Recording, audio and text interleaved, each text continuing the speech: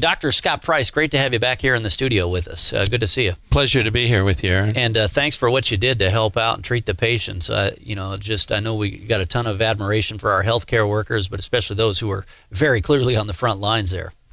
Well, that was actually my privilege. I'd signed up for the Montana Healthcare Mutual Aid System and then thought, okay, maybe they're going to want me to go to Bozeman, because Gallatin County at the time was sort of the hot spot for Montana. I say hot spot, it wasn't even a little tiny brush fire compared to the rest of the country. Fortunately, we were a little bit isolated from that.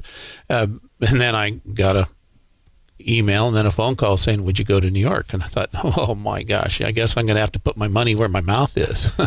Yeah. And go. But it was an eye-opening experience for me, and it was a pleasure to be able, honestly, to be able to serve people there and to help them out. I remember when that caller from Big Timber asked the question, hey, what are you doing to treat COVID-19 patients? Because at the time, President Trump was talking hydroxychloroquine. Well, he already had been for a couple of months, and the media was like, oh, why is the president suggesting that we use hydroxychloroquine as a treatment? This is outrageous. And it was kind of funny because you said, when you were asked, what are you using to treat COVID-19 patients? Well, hydroxychloroquine is one of them. And so, exactly. And then remdesivir was the other one that you said you were experimenting with at the time. That showed some good results. I saw Senator Steve Daines from Montana just help deliver a batch of remdesivir to the state of Montana to help with COVID-19 patients right now. How important is remdesivir? Well, I think it has been useful. In all of these things, it's going to take a while to find out exactly how much any individual therapy is going to affect the patient with COVID. At the time, I'm sure Mount Sinai Queens and all the other hospitals that were really struggling with a large number of COVID patients were grasping at any straw they could to try to help. But honestly, when we treat COVID patients, when I say I'm helping to treat COVID patients, well, COVID patients actually come in with other problems. I mean, I admitted patients with heart attacks. I admitted patients who had cellulitis, an infection of their leg from their diabetes. Patients who had their diabetes out of control. COVID would only make that worse. Unfortunately, then if you have a heart attack and you're struggling to breathe and you have low oxygen content, that puts an even greater stress on your system. So treating COVID patients who also have underlying medical problems. So really what we're treating are their underlying medical problems, trying to keep them as healthy as, or help them, support them as much as they could to allow their immune system a chance to try to fight off the virus. Yeah, and then unfortunately some of the side effects we've seen back here in Montana from people during stay-at-home orders and other things is that because the hospitals were shut, in large part closed off for a lot of the visits and things like that a lot of all these other health conditions got worse. And so in a way, the side effects from the shutdowns and the side effects from the quarantining could have been worse from a Montana perspective to a certain extent. Yes. I mean, hospitals had to shut down so that they could try to reserve their ICU beds. They had to even perhaps have their post-anesthesia recovery rooms available to turn into ICUs. That's what they did in New York. So people who needed a hip replaced couldn't get their hip replaced, and that got a backlog that now we're trying to deal with. Talking to people about my candidacy, a lot of things they say is, well, I wish you could do something about the fact that I need my hip replaced and I'm on a waiting list. Yeah.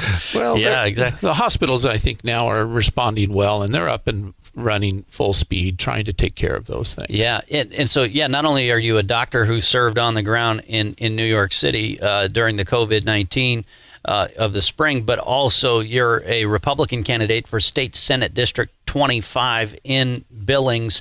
How has your service in New York City and frankly your medical background, your military background, how has that shaped your candidacy? Maybe even just this past spring, how has it changed your approach to your candidacy for the state legislature? Well, I think serving in New York kind of opened my eyes to the COVID is a real issue. There are patients that get very sick from it, but it also helped me understand that, again, in Montana, we're somewhat removed from that. COVID, I think, is much worse when you are in tight situations. Montana doesn't have a subway.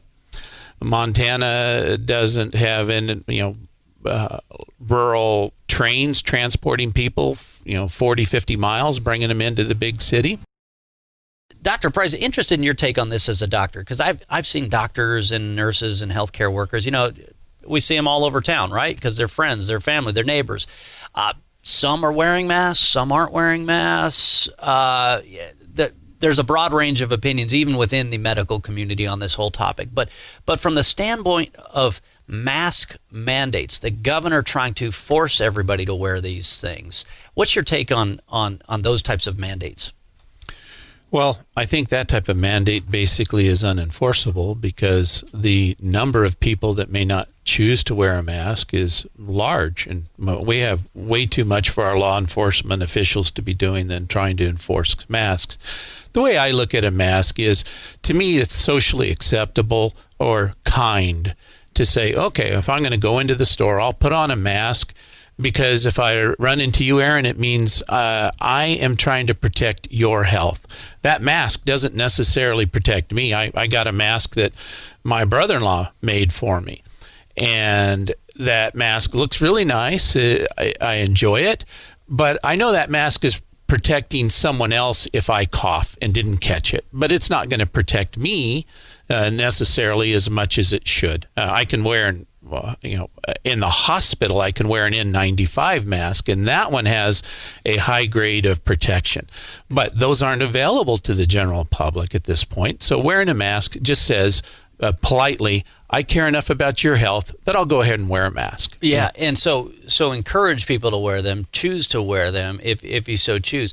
But yeah, I thought it was interesting because when you came in, you had the N95 mask, which in theory does a much better job of actually protecting from viruses escaping or coming in, whereas these cloth face coverings that people are wearing, I mean, you're right. Okay, if you cough or something, it might cover that, but you could just as easily lift up your shirt if you really had to or something like that. But what about this concept of herd immunity? So Evelyn Pyburn with the Big Sky Business Journal picked up at this. John Felton, who's the Yellowstone County Health Officer, apparently the other day at one of his press conferences says, look, we're going to be stuck with wearing masks. We're going to be stuck with all these restrictions until we get a vaccine or until we develop herd immunity. Well, a vaccine could be 18 months away, if even then. So this concept of herd immunity, though, I wonder, what do we actually need to be doing to develop herd immunity? I mean, because who knows if a vaccine's going to come or not? Well, herd immunity is obviously going to occur when enough people have been exposed to the virus and overcome it, and they have immunity, so they can't get it again, we hope, but we don't know. Such a thing as with polio, measles, mumps, you get the immunization, and now your body's immune to it. So somehow if you're exposed to it, you're not going to carry it out to the general public. So I think herd immunity is going to be quite a ways off. We're obviously, the government is encouraging testing. They're testing more people. So we are finding out information about how many people have been exposed. But it's still a small percentage probably compared to the number of people. So it'll take time. And then the other question is, if in this kind of is, and I know you're a first-time candidate for office, so you're not some career politician or anything out there. You're just a doctor. This is your first run for office. Dr. Scott Price, running for State Senate District 25. But the other question is, so if we're stuck with COVID-19 for the next 18 months or whatever, it seems it's not nearly as lethal as they used to think it was going to be. It still can spread pretty far and wide, though, but it's not as lethal as it used to be. It seems that now that we're doing more testing, there's more younger people who are less vulnerable to succumbing to COVID-19 that are getting it. So the demographic info, but the thing I seem to be hearing from a lot of people is we cannot do what we did this past spring again. We cannot shut down the way we shut down before. It's just unsustainable. Your take? Oh, I agree with that completely. When I'm out talking with people, one of their biggest concerns is their ability to care for their family and their economic stability. So I don't think we can be able to shut down our economy. I don't think we can keep everybody in a house and say, no, you can't go to work. Doctor, I remember, it was interesting talking with you on what it was actually like to work in New York City at the time, because you were in full protective gear. I mean, forget these little cloth face coverings. You were in full, it sounded almost like a borderline hazmat suit when you were working, and you were just, baking from the heat. Just, you felt like you were melting every day. You said you were in there. So I guess, talk about just what day-to-day life was like in New York City. Did it kind of feel like a war zone in a way? Was it that empty? Well, it was so empty that when I was traveling to the hospital, they put me in Manhattan initially, and then after a short time in the emergency room there, they said, "Oh, we want you actually to be out in Queens. It's busier out there." So I went out to Queens, but my hotel room, which was hard to find, and the hospital had to find me a hotel room, was still in Manhattan. So I drove every morning. I hit every red stoplight from Manhattan over to Queens, and I was the only person sitting at the stoplight every single time. Very few people were out. So it was a strange, eerie situation. Even the little convenience store a half a block away from me was shut and had a chain on the door. But in the hospital is more where you might consider a sort of battleground, because the city seemed like it was deserted.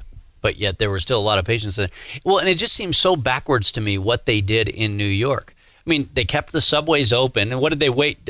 How long did they wait before they decided, oh, maybe we should shut the subway down and clean and sanitize the subway system?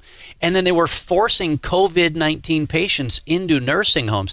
So much of what the response has been here has been so backwards to me. Like, let's put restrictions on everybody. It's like recently the governor lowered restrictions for nursing homes, but still kept restrictions in place on everybody else. It seems to me we should be doing the opposite. We should be protecting the most vulnerable, but letting everybody else get back to work.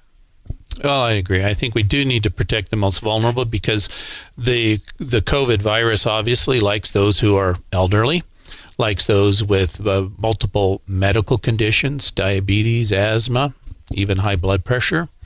So it definitely is wise and prudent to protect the elderly and those who have more susceptibility due to medical problems, and those who don't, and particularly their job allows them to be outside or doing other things to not have a mass exposure. Well, then let them be back to work.